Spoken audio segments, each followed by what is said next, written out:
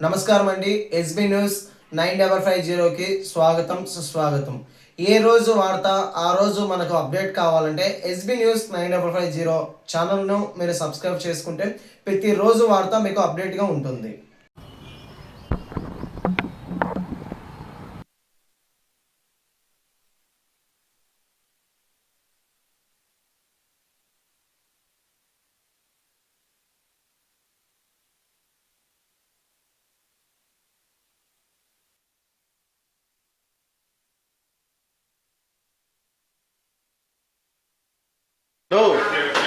కిందనే ఉన్నాడు కిందనే ఉన్నాడు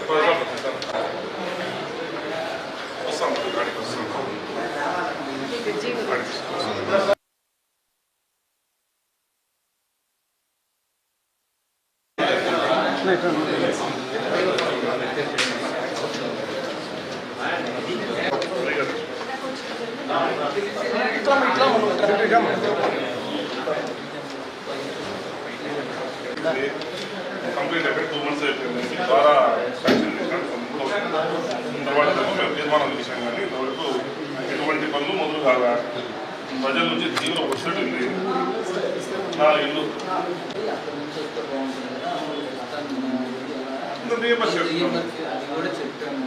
మేమేమైనా కలుతూ ఉంటామండి. స్టేట్ ఈసీ జరిగినప్పుడు సీసీఎల్ జరిగారు. డబ్బులు గవర్నమెంట్ ఇస్తుంది, ల్యాండ్ అది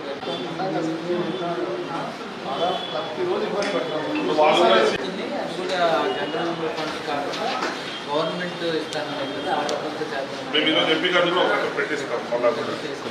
మీరు అడిగేది సమస్య తీరిపోతుంది, తగ్గిపోతుంది. పబ్లిక్ అట్లా అనుకోవడం లేదు సార్. మీరు మేము కలిసి చేయలేకపోతున్నాం భావిస్తా ఉన్నారు.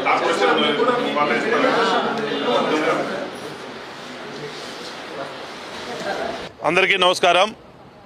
ఈరోజు మా వైఎస్ఆర్ కాంగ్రెస్ పార్టీ మాజీ కార్పొరేటర్లు అలాగే వైసీపీ నాయకులు అందరితో కలిసి ఎర్రమక్కపల్లి విశ్వనాథపురం రైల్వే బ్రిడ్జి యొక్క నిధులను జనరల్ ఫండ్ నుంచి 10/2/26 తేదీ సర్వసభ్య సమావేశం నందు పాలక మండలి అంతా కూడా తీర్మానించడం జరిగింది.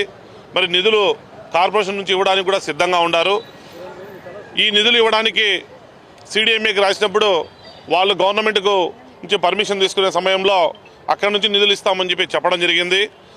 2 నెలలు కావస్తున్నా కూడా గవర్నమెంట్ నుంచి నిధులు రావడం లేదు, కార్పొరేషన్ అధికారులు స్పందించడం లేదు. మేము ఈరోజు గౌరవ కమిషనర్ గారిని కలిసినప్పుడు నేను ఇవ్వడానికి సిద్ధంగా ఉన్నాను, మీ యొక్క సమస్య నాకు బాగా తెలుసు, అక్కడ ఎంత ఇబ్బంది పడుతున్నారు, ఎందుకంటే ప్రతిరోజు ఏ అవసరం వచ్చినా కూడా 5-6 కిలోమీటర్ల చుట్టూ తిరుక్కొని రావాల్సి వస్తుంది. దాదాపు 30,000 మంది జనాభా ఇబ్బంది పడుతూ ఉన్నారు. ప్రభుత్వం దీని మీద స్పందించాలా. అలాగే అతను కూడా మన జాయింట్ కలెక్టర్ గారితో మాట్లాడినప్పుడు కొంత పాక్షిక అమౌంట్ 1 కోటి రూపాయలు ఇచ్చి ఒక 4 బిల్డింగ్స్కు తొలగించి పనులు ప్రారంభించాలని చెప్పి కమిషనర్ గారిని కోరాము. మరి దానికి కూడా జేసీ గారు కూడా పర్మిషన్ తీసుకుంటామని చెప్పారు. ఏది ఏమైనా కూడా తక్షణమే మరి కార్పొరేషన్ చేస్తుందా లేకపోతే గవర్నమెంట్ చేస్తుందా, ఈ సమస్య అయితే చాలా సంక్లిష్టమైనటువంటి సమస్య కాబట్టి ప్రజల పక్షాన మేము ఈరోజు డిమాండ్ చేస్తూ ఉన్నాం. వెంటనే ఓపెన్ చేయాలా, లేకపోతే కార్పొరేషన్ ముందు పెద్ద ఎత్తున రానున్న రోజుల్లో ధర్నాకైనా నిరాహార దీక్షకైనా కూర్చొని, ఎందుకంటే ప్రజల సమస్యను నెరవేర్చేంత వరకు కూడా వెనుకాడం. అయితే ఏది ఏమైనా కూడా కమిషనర్ గారు కూడా మళ్ళీ పర్సనల్గా కలెక్టర్ గారిని కలుస్తా అని చెప్పాడు. మేము ఈ సమస్యను గౌరవ ఎంపీ శ్రీ అవినాష్ రెడ్డి గారి దృష్టికి కూడా తీసుకెళ్తున్నాం. మరి అవినాష్ రెడ్డి గారికి కూడా లెటరు డైరెక్ట్గా కలెక్టర్ గారికి పెట్టి ఈ సమస్యను వెంటనే పూర్తి చేయాలని చెప్పి, ఈ బ్రిడ్జి యొక్క పనులు పూర్తి చేయాలని చెప్పి ఎంపీ గారితో కూడా ఆయన కూడా కలెక్టర్ గారిని కలిసి ఈ సమస్యను పరిష్కరించేదానికి కృషి చేస్తాం. కాబట్టి ఏది ఏమైనా కూడా అధికారులు స్పందించాలా, లేని పక్షంలో రానున్న రోజుల్లో పెద్ద ఎత్తున ధర్నా చేస్తామని చెప్పి తెలియజేస్తూ ఉన్నాం. అందరికీ నమస్కారం. ఈరోజు కమిషనర్ గారిని కలిసి 16, 17, 18 దాదాపు 45వ డివిజన్లోని 3/4 ప్రజలు అంటే 20,000 మంది ప్రజలు 2 సంవత్సరాల నుంచి ప్రతిరోజు దాదాపు 7-8 కిలోమీటర్ల చుట్టూ తిరుక్కొని వస్తున్నారు. చాలా తీవ్ర ఇబ్బందులు ఎదుర్కొంటున్నారు. ఈ సమస్య పైన అప్పటి మా పాలకవర్గం ఫిబ్రవరి 10వ తేదీ జరిగిన సర్వసభ్య సమావేశంలో 3,58,00,000 జనరల్ బాడీ నిధుల నుంచి ఇవ్వాలని చెప్పి మేమందరం ఏకగ్రీవంగా తీర్మానం చేయడం జరిగింది. అప్పటి మా కార్పొరేటర్లందరికీ కూడా మేము సన్మానించడం జరిగింది. సో ఈ విషయమై ఇప్పటికి కూడా దానిపైన ఎటువంటి స్పందన లేకపోవడంతో గౌరవ కమిషనర్ గారిని కలిసి మాజీ డిప్యూటీ మేయర్ నిత్యానంద రెడ్డి గారు, మిగిలిన కార్పొరేటర్లు, మా వైఎస్ఆర్ కాంగ్రెస్ పార్టీ నాయకులు అందరం కలిసి ప్రజల సమస్యను మా సమస్యగా కాకుండా ప్రజల సమస్యగానే చూసి వెంటనే యుద్ధ ప్రాతిపదికన దాంట్లో 3,58,00,000 పాక్షికంగా కొంతమేర నిధులు మంజూరు చేస్తే దాదాపు ఒక 3-4 ఇళ్లను తొలగించిన వెంటనే ఆ బ్రిడ్జి, అండర్గ్రౌండ్ బ్రిడ్జి అనేది ఓపెన్ అవుతుంది. తద్వారా ఎవరికి ఇబ్బందులు లేకుండా రాకపోకలు జరుగుతాయి. ప్రజలందరికీ మంచి చేసిన వాళ్ళం అవుతాము.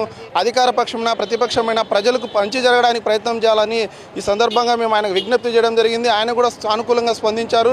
ఈ విషయమై మీడియా మిత్రులు కూడా మా అధికారుల దృష్టికి మీరు కూడా వారిపైన ఒత్తిడి తెచ్చేందుకు మీరు కూడా కృషి చేయాలని ఈ సందర్భంగా తెలియజేస్తూ నాకు ఈ అవకాశం ఇచ్చిన మీ అందరికీ ధన్యవాదాలు తెలియజేస్తున్నాను.